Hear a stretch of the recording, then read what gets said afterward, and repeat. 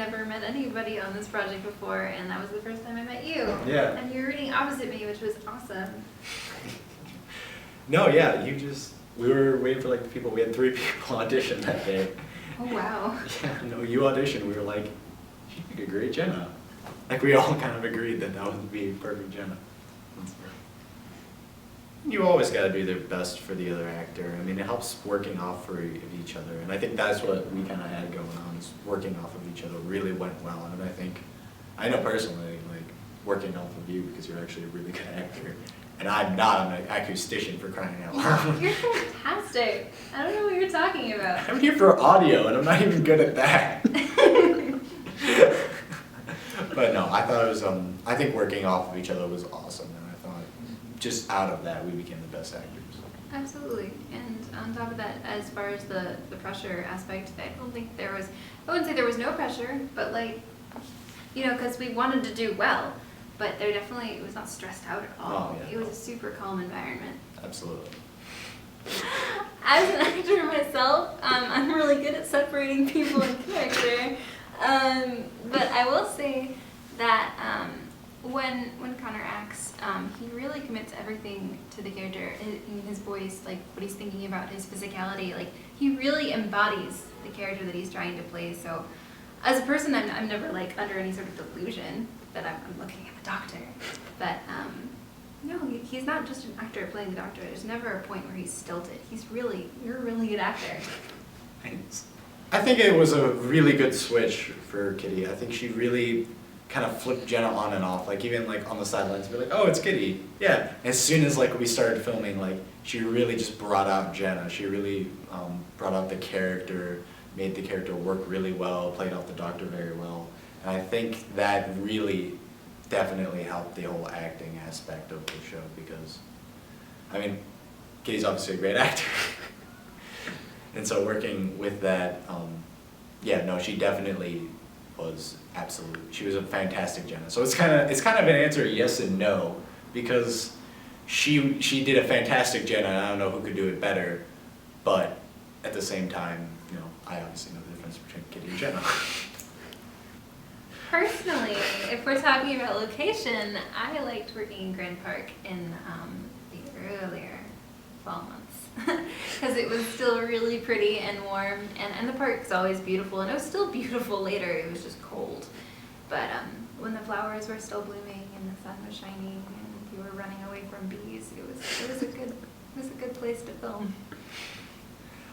I personally like the indoor filming on the 1104. I really liked, just because a lot of the previous filming I had done for the prequel was outside in Grand Park and doing green screen. And I thought going to an actual location and physically like slamming doors, like moving tables, like and having that kind of dynamic inside really worked well, and I really enjoyed working off of it. Slamming the door that like wouldn't shut. Yeah, slamming the door that just wouldn't close. I thought that was great. When I first read the scripts, I was just reading the audition material, and I had no idea that, I mean, how she was in those scripts wasn't who she actually was. And then when I read the whole series, that was a really cool twist, and it was an interesting thing to kind of use the Doctor's like kind of trusting nature and hope for, you know, good in people against him. So Just slash it to bits. yeah, no trust. The most depressed Doctor next season. I remember like when I forget if you told me or I actually read it in the script, and it blew my mind right away because, I mean, even watching, like, just in the normal series of Doctor Who, you have so much trust in the companion's there to help out, and you never, like, have that, oh, the companion's evil. That was never, like, in my head. So I think going out and actually doing that was a fantastic twist, and I am still sad about it. I'll never trust anyone. Yes. Yeah. I'd act again with Connor in a heartbeat. Absolutely. I mean, yeah. Nice. Apparently I'm a decent actor, so I had fun. Yeah, no, I've done a lot of theater. I haven't done a lot of video, so I think really getting a chance to do something different was a lot of fun for me. I know working with the cast was a blast, and I'm glad to do it again. It was awesome. The Doctor's got to be like the happy guy. He's got to be like the smiling face in the room. He's got to be the one interested in everything, and he's got to be the one to like get really annoyed with someone. He's got to be the one to put you in your place. He's got to be the one to help you up. I mean, it's really just the extreme of every situation, and I think that's what's beauty about different actors playing the Doctor, is they get to experiment with different extremes.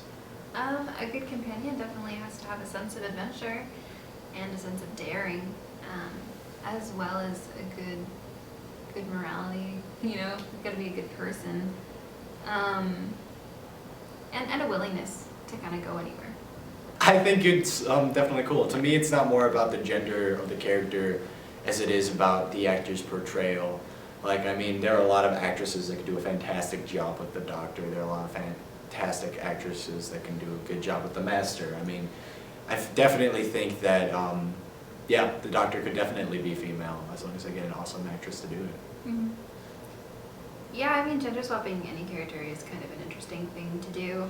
And as you said, though, it's not a gender thing. It's more just who each character is as a person.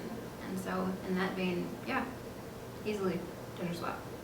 I mean, obviously, like I just said, I'm sure she's a great actor. I actually have not met her, so. Great. She's great. You will. You will. I mean, so it's hard to, like, I just said that you need a great actress to play her, and I know nothing about her. Obviously, she's a great actress. I mean, you picked her for the role, so. Obviously, she's got to be a great actress, so I definitely think that she'll bring something new to the character, and obviously that's awesome. Advice to her? Find something that you really like about the Doctor and roll with it. I really liked, not so much sass, but just kind of like angsty annoyance kind of part of the Doctor, and that definitely showed up in my Doctor, like even like it's a smart ass comment, like it's just kind of like sarcasm, and I really like that about Doctors like Christopher Eccleston and when Tennant does it, and even Capaldi. I really like it when Doctors do that, so that's why I kind of took it and ran with it. So